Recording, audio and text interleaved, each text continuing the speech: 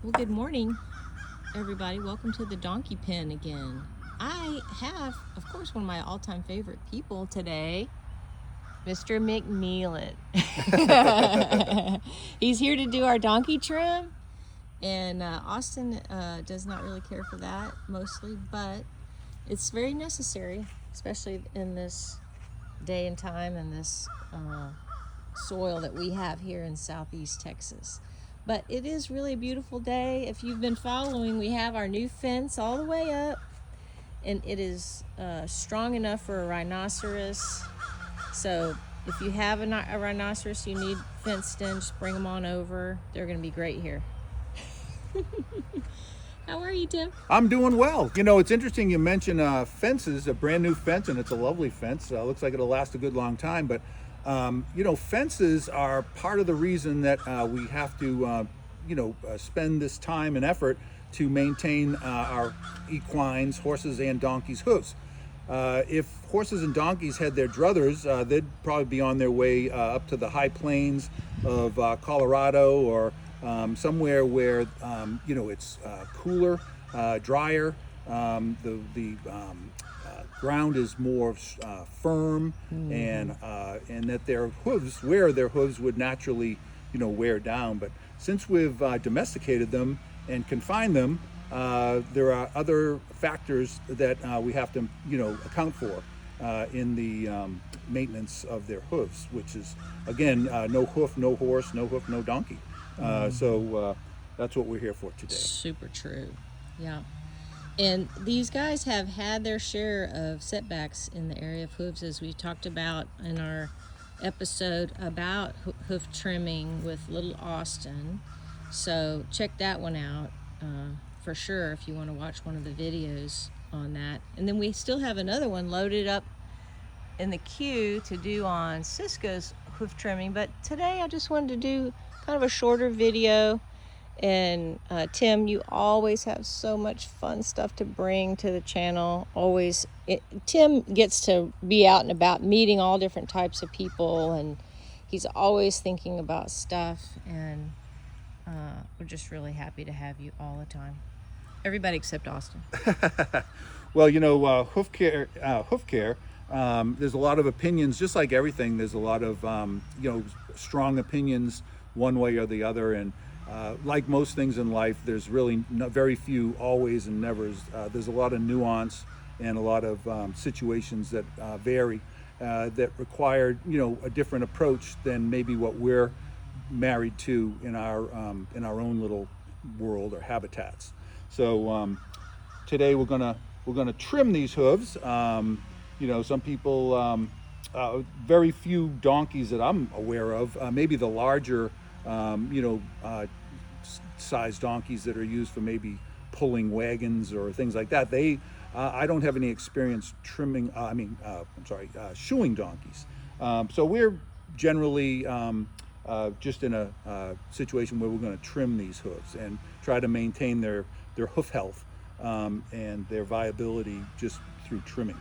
But of course, there's always when it comes to horses, there's a lot of controversy between the purists and the theoretical types that maintain that horses should never be shod, and then we have the more practical situations where we have demands that we put on the horses, and for various reasons, whether it be the fact that they're immune from the natural selection of the high plains, where a horse with poor hooves would end up being cougar bait, as opposed to the ones, the healthy ones that can maintain themselves and escape.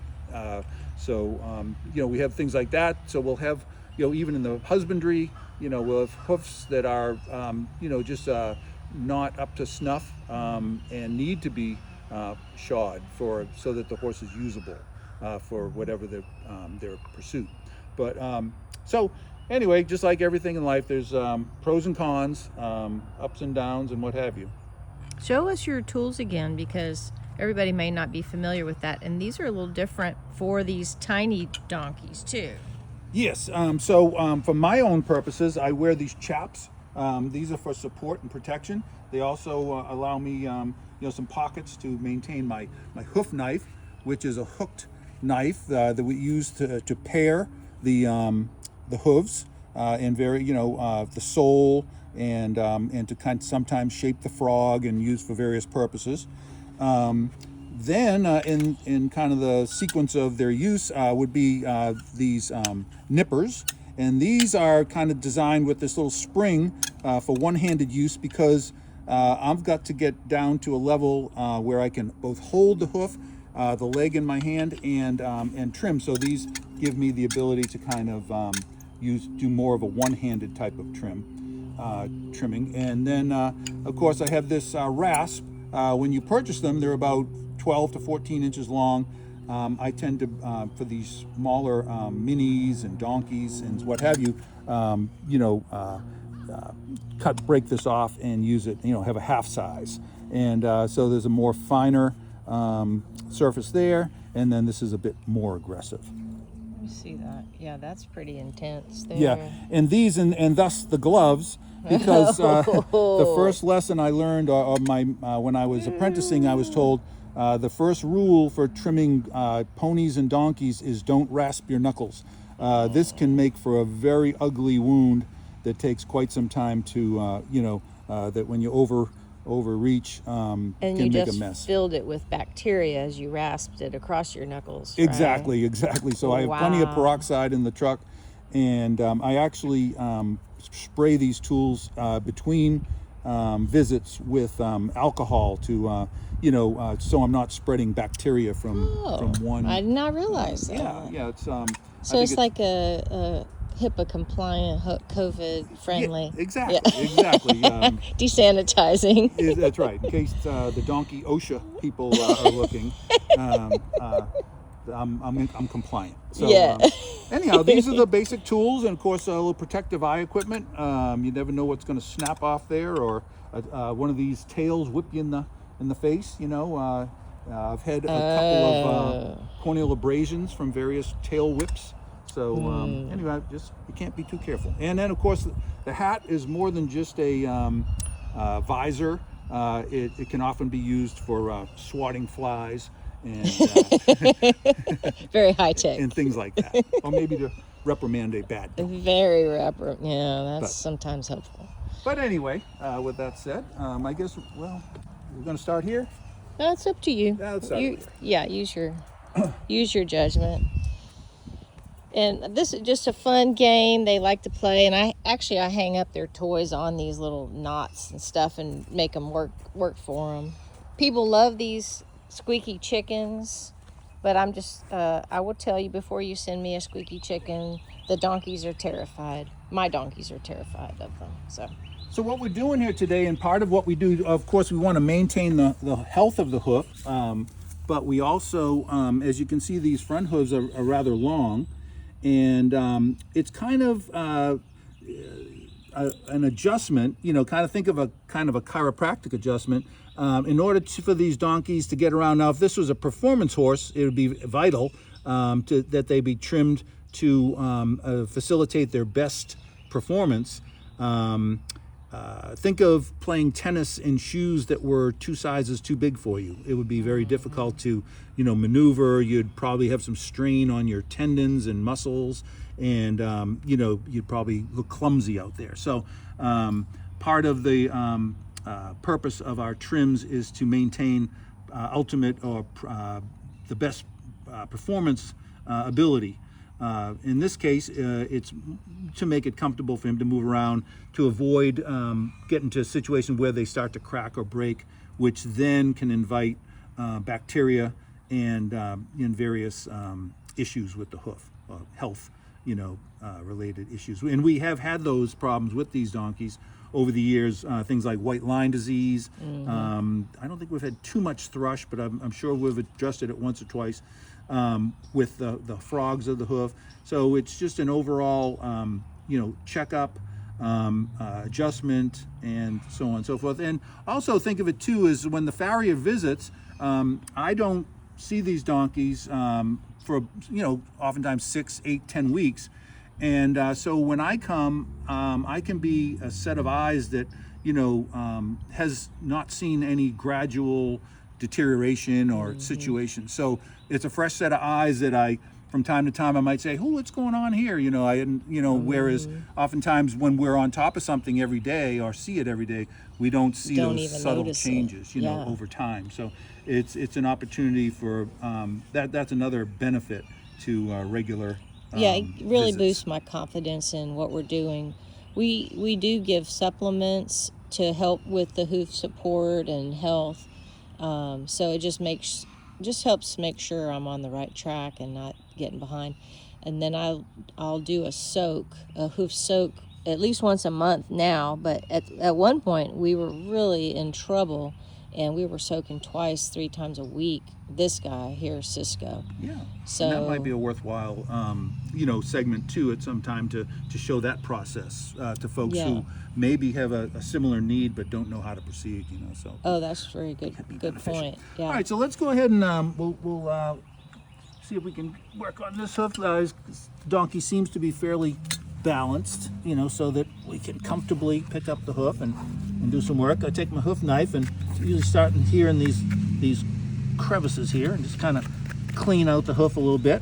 I'll take my hoof knife and pare the sole. Of course, always conscious. I don't want to go too deep and create a problem, where the hoof is compromised. But I need to get down to, where I can see what's going on here. Now the frog looks fairly healthy. I'm not going to do much there. You try to do minimal paring there. And as you can, the bottom of the hoof here is called slough or schluff. Okay, and so I'm cleaning this up. You can see along here, this is called the white line. And this is the juncture of the outer hard hoof and the inner structures that are basically, think of the coffin bone inside there is a miniature version of the hoof. So this encapsulates the hoof, and this is the juncture here, kind of like natural Velcro, intertwined fingers, and that allows for the flexing and the growth of the hoof. So I'm gonna start here. I usually start at the heel. Sometimes I start at the toe, just depends on the animal and the situation. And kind of going through here and trim this back. And again, these, there'll be people watching who do things a little differently. They may say, well, you always start at the toe, or, there's often more than one way to do things right, and as well as more than one way to do things wrong. But, sometimes there's a lot of this usual, various camps on how things should proceed. Okay, now I'm going to take my rasp, now that I've trimmed that down, and you kind of don't want to compromise or weaken the hoof too much, but you do want to, I need to come and just kind of round these edges so that there's no, so they don't break off. It's okay, looking pretty good. And then I think I'll come back and make another pass with my knife here. I'm confident that I'm at a level here that the donkey's not going to be uncomfortable when I'm done. And just kind of take these ragged edges off. And go ahead and take a little bit more sole. We want to have a certain level of concavity, because when this hoof loads, it presses down. This is like almost like a pumping station, where the blood that travels all the way from the heart down through the leg to this very distant hoof has to go back up the leg.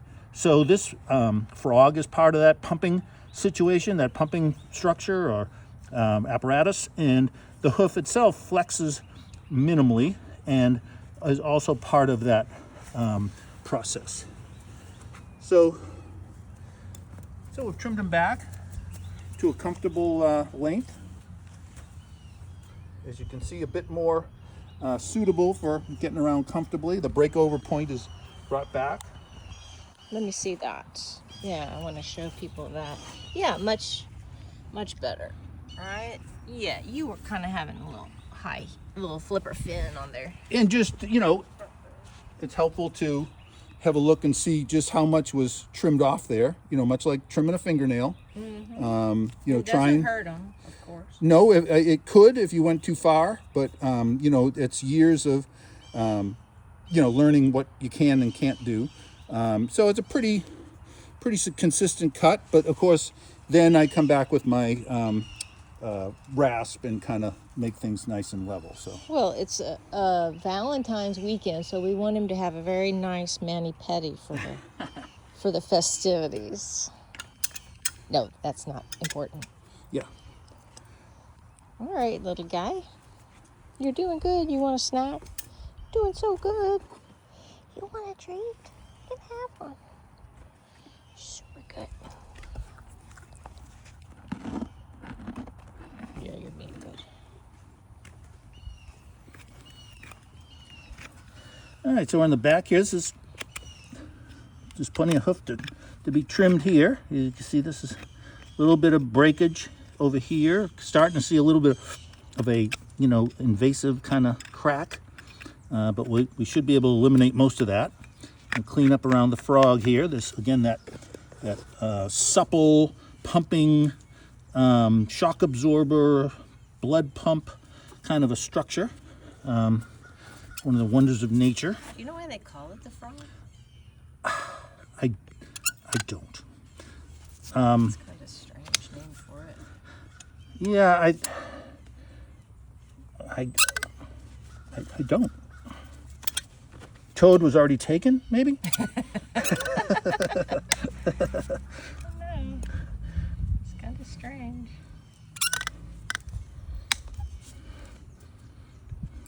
So as you can see, I'm kind of doing one-handed here, mostly.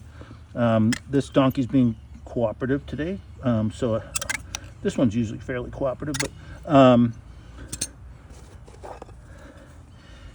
Cisco is who we're talking about, in case you want to just follow for Cisco. He's awesome. So sweet.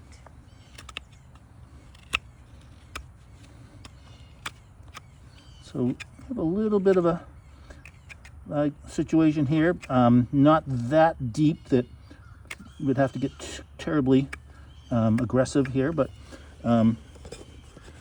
we do, I believe Robin does a kind of a monthly or kind of a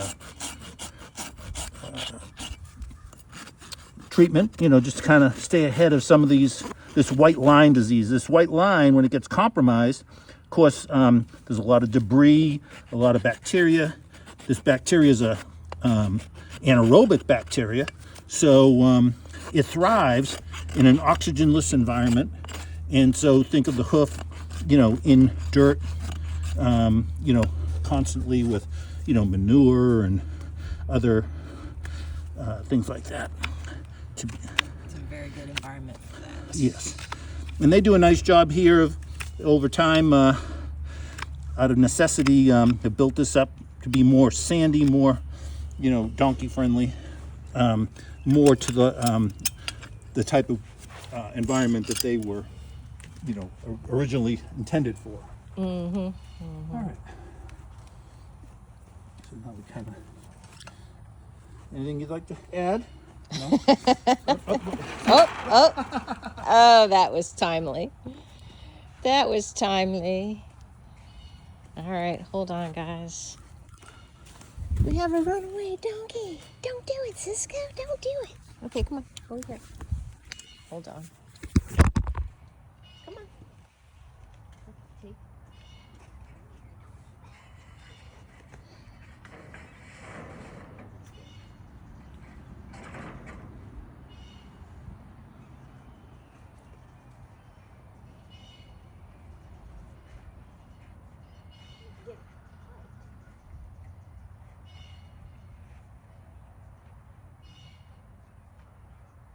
I'm not doing it right.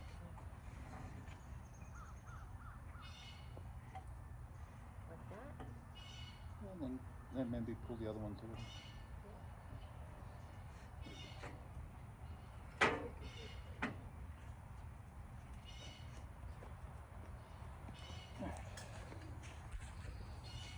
Okay, sorry about that. That's not your fault. Okay, let's see if we can refocus. Well, not sure what's going on.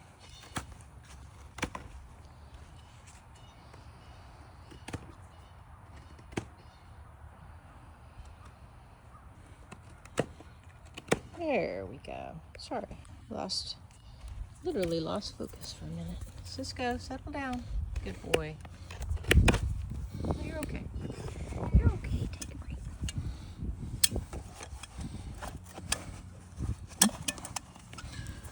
All right.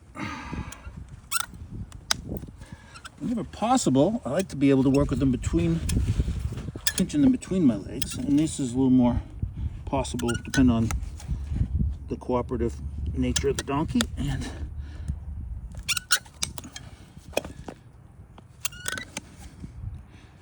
my ability to squat far enough. Yeah, it's pretty tricky. It really is. I learn a lot when I watch you doing all that, and then I get really tired. Well, it's interesting because it kind of, one of the things that often people who maybe aren't in a craft or don't realize that trying to be consistent in how you prepare either side of the. So on this side, I'm right-handed. My elbow has the freedom to move about like this.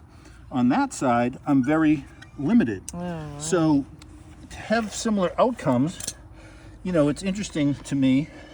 I often wonder, like other skills, like hair cutter, barbers and hairdressers, their ability to, have the same result on both sides of the job. Like what's it called? Symmetry. Symmetry. Yeah. To maintain symmetry and balance, and those types of things.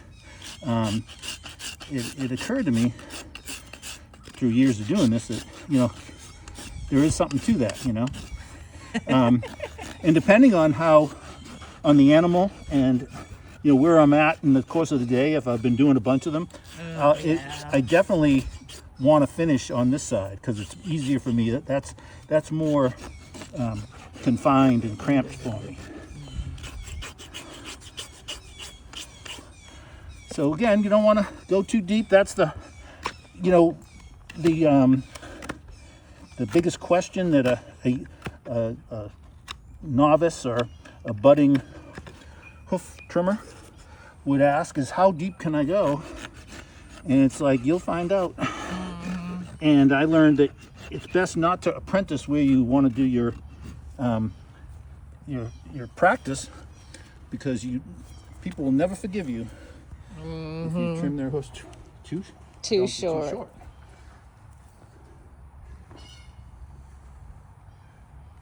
Okay. So now we're at the hind. This is especially, some donkeys will let you pinch these between your legs and you'd be butt cheek to butt cheek with them, ass to ass. And others won't.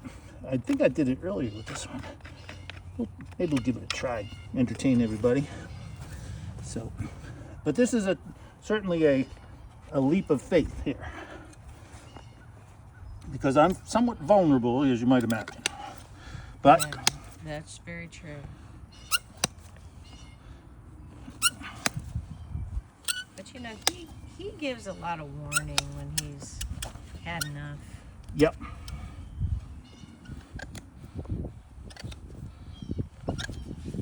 So that was pretty good. Gave me a little warning. I was worried because I even zoomed out in case there was an action shot there. But we did survive it. That's really good. And again, this is like sculpting. You have to have a vision of what you're, trying to, your ultimate outcome, what's possible with what I have to work with. It kind of reminds me of a story my roommate years ago was going to dental school, and he told me that part of the interview or process was they gave the candidates a bar of soap and a jackknife, and they told them to carve a duck and out of the bar of soap.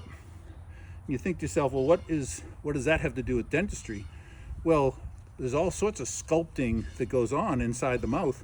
What's your tactile and manual dexterity? What's your capability or inclination toward achieving things like that, especially and making it look really pretty too, Yeah, because there is an aesthetic piece. Yes, and it's got to balance. It's got to integrate with the other teeth and the other surfaces. So it's just kind of interesting. I thought that was, but again, something like this where you have to have a vision of what you ultimately want to render. So Excellent. Well, Cisco, you did good. You did pretty good. Thank you for your cooperation. Yeah, you did good. No, I'll give him, look, for Valentine's. Oh, isn't that nice? Be mine. You did good. Will you be my tiny Valentine? He says I will, and I really love you, Mom. And I really love you. Funny story, when I was apprenticing, I was sent out to trim a couple horses and a donkey, and I was leaned over pretty much right here, like this, and the donkey reached back and bit me very, very hard right here. Donkeys, can there be biters, and it was very painful. And when I finally got my wits about me, I looked and I saw this big, huge ear. So I grabbed the ear and chomped on the ear. And the donkey literally looked at me like, "Did you just chomp my ear?" Are you kidding me right now? And no, this is serious.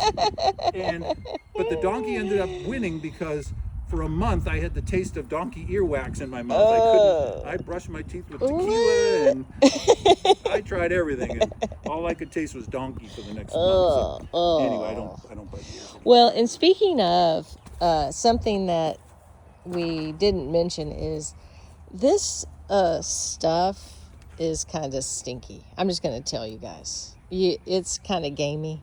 It is pretty gamey. And you are good, but you're a little bit gamey. Well, I do get people, and you can smell it when I'm in the process of, preparing the hooves, and people will say, "Boy, how do you stand that smell?" And I just simply say, "Smells like money to me."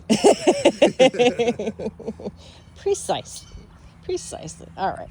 Let me strap this little guy up. Hold on a minute. I'm going to put you like this time. Because he is, you know what? And I'm not even going to say it because it's PG-13. I'm tying you up because you are so crazy. And we all know it. Okay, this is Austin. And I call him my little brownie. He's my little brownie. Yeah, you're a good donkey. Mommy loves you.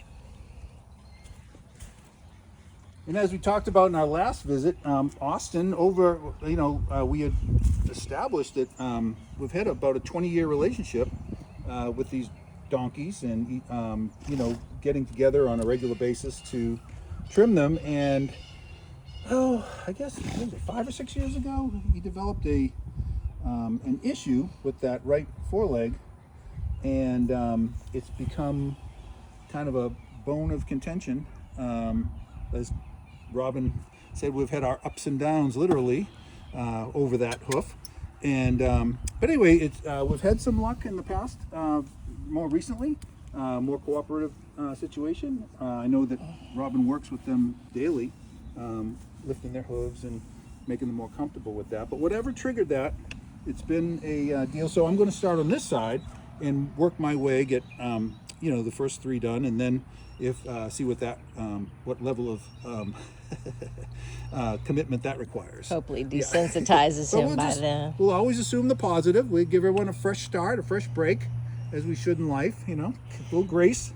And we've all had days when we've been a jackass. What do they say? Forgive but never forget. Yeah, they do have that kind of as an issue. Yes. Long memory. So go ahead and clean this out. This is a little bit smaller hoof than the previous donkey. This one grows a little bit more upright, meaning less toe. As you can see, it's more upright, kind of more compact hoof, but a hoof nonetheless. This frog looks reasonable. There's no invasion, no bacterial infections or fissures or anything like that. So we'll go ahead and prepare some sole and go ahead and trim. As you can see, this again trying to establish a good working balanced surface for their comfort. And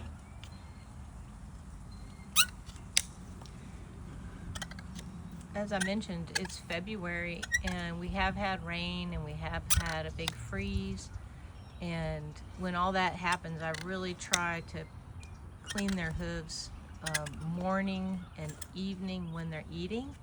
And so I know they're going to be on dry shavings for about an hour, and let their hooves be clean and dry and kind of firm back up again for an hour.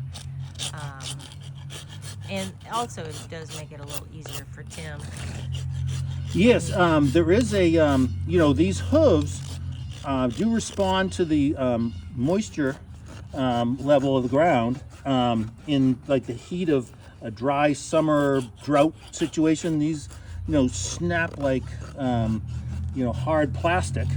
And then with a little bit of rain, they become more pliable and easier to work with, and better for them too, because the ability of, like I said that earlier, the hoof, you can probably see it here just a little bit, it flexes, it needs to flex. And then this, of course, this pump here, it pumps the blood that again came from the heart all the way down to here. And that's why when there's issues like colic, which is a gut emergency with a horse, the blood gets diverted from here to attack the problem. And so these hooves around this white line starts to deteriorate, because that's a vital, actual, you know, living part of the hoof. And that will start to deteriorate, and then the whole weight of the donkey will push down and distort the hoof capsule. And then that can be a permanent lameness issue that, you know, renders many of them less useful than they already are. Don't you be talking about my tiny donkeys. Just yard art is all they are. Until they started this whole YouTube channel, and now they've been super helpful and useful. And surprisingly, they have really responded well to all the attention and people being out here. You know, people have been running around. We've had little children out here, and chocolate chip cookies and iced tea and all kinds of stuff, and they're just like, yeah, we do this all the time. We're so used to this.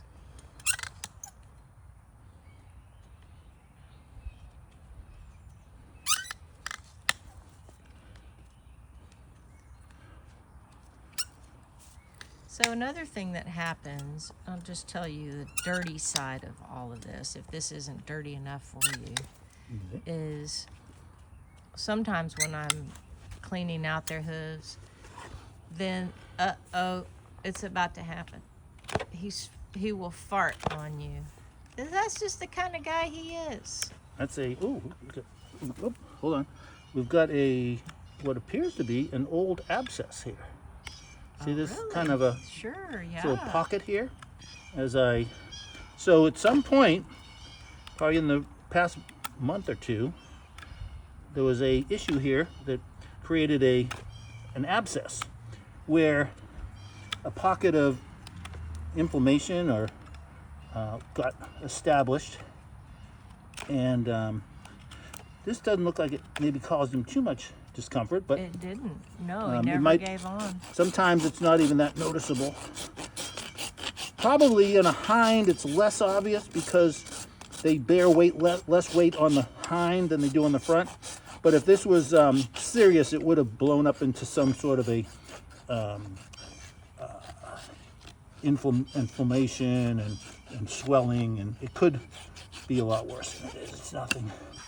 This is all just past old news, so to speak.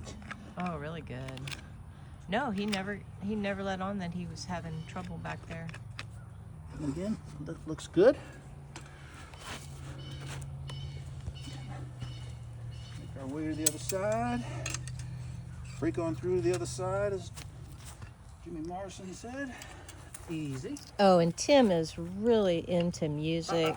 Uh-oh. Easy. Austin, take a break. Okay. I'll take time to reassure him, just let him know. He's get a little antsy on this side.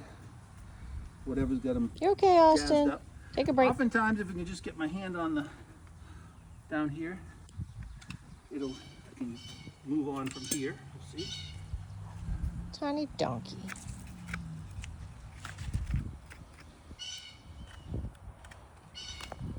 Yeah, that's another reason why I'm trying to deal with him so often, is just to, again, try to get him past that, you know. And if anybody knows what kind of bird that is, post it in the comments. I know what kind of bird it is, but I'm just kind of seeing how smart are our viewers. Oh! Uh-oh. You gotta always be vigilant.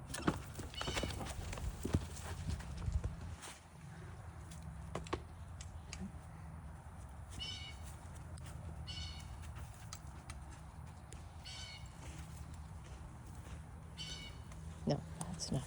Take a break. Nice. When they kick like that, I always explain that my fee is always at least my copay. Fair enough. I think that's fair enough. But wait, it's February. Have you met your deductible? I'm still meeting it, Oh, yikes. I think. Okay, Austin, please. My budget. My budget. Don't do it. Try to be nice. Don't be crazy, okay? Don't be crazy. You want a treat? I got treats. You got to be good, though.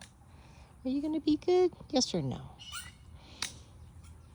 He says, I'm not sure about it. I'm still trying to make a decision. Take a break. Take a break. That's good.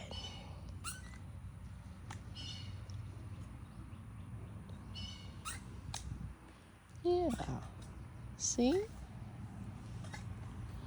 It is really a nice day. It is not a February day. It's probably a March, April day, but it's like spring. It's very nice, isn't it, Austin? I'm a little concerned that they're going to blow their winter coats out before we have maybe another freeze, but they have a really nice little lean-to, and they have really nice jackets that they have to wear, so all that'll be good. Little donkey. Hey, donkey. Hey, donkey. Right. Success. Now we're going to move on to the. Well, we're just going to assume the best. Hey, Brownie. Hey, Brownie. You want some snacks? They say in Latin, vis pacem parabellum. What does that mean? You wish for peace, prepare for war. It is that kind of a scenario. As I said. Yeah, yeah. All right, come on, guy. You can do this. You want a treat? You want a treat? Yeah, take a break. We got to get you treats. All right, take a break. Sometimes it helps if I lift it for you. Hand it to you. We can try that and see. What you doing, Brownie? Hey, Brownie. Hey, Brownie. I'm going to show you what you're going to get if you act right. Be mine. Be mine. Okay, you got to be sweet. Okay? You going to be sweet? Good. Good. There you go. Oh. Take a break. Take a break. All right. Come on. Hey, Austin, you got to do your feet. Now stop. That's enough. Look. See? It's a treat. Now be good. Be sweet. Good. Now that's good. All right, let's take a look. Let's take a look. Come on. There you go. There you go. Okay. Okay. Oop. Put this down. Oh, sorry. Yes. Hand me the tool.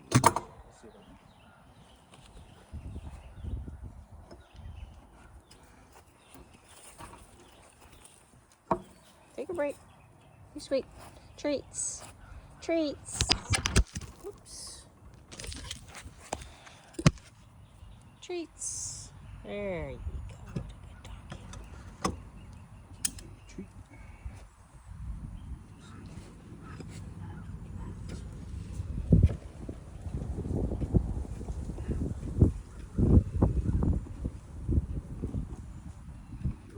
You did good. That doesn't even hurt. Gonna be silly. We got it.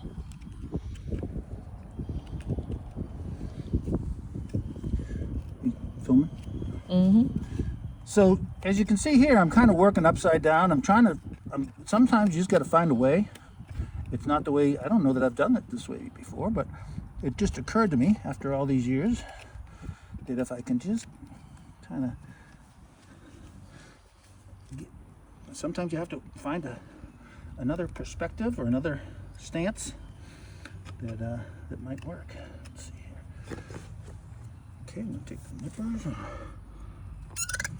just hope for the best. Prepare for the worst. Again, hope for peace, prepare for war. How does that go again? How does it? Vis pacem parabellum. Wish for peace, prepare for war. Which I think is pretty much every day. Which is good advice. Yeah. Peace through strength. All right. It's just good advice. So, all right. So, again, we're just kind of not the way we usually do it, but it's getting done. So. Yeah, we've done a lot of little gymnastic trims with this guy. There was the one time that he reared up, and then when he came down, he fell, and so I just laid down on his neck and kept his head down, because my husband always told me, if you can get somebody's head to go a different direction, that's where the rest of their body's going to go. So that came to my mind. I was like, oh, I just keep his head down and then he'll stay down. And sure enough, so Tim just trimmed him kind of upside down. But we got it, like you said, we got it done. You got done. What do you know? Look at you. Hey. Happy Valentine's. Excellent, excellent. Okay. When the best, when the worst. Well, like so many things, if you just think outside the box, think outside the donkey, you can get things done. Yeah, you did good. All right. Well, we wanted to just invite y'all over to the channel today. And please don't forget to subscribe. We got 90 subscribers. So we're really excited about that milestone. Hope to add you to the list as well. Hope you have a wonderful Valentine's Day. And we look forward to seeing you very soon. All right. Y'all take care.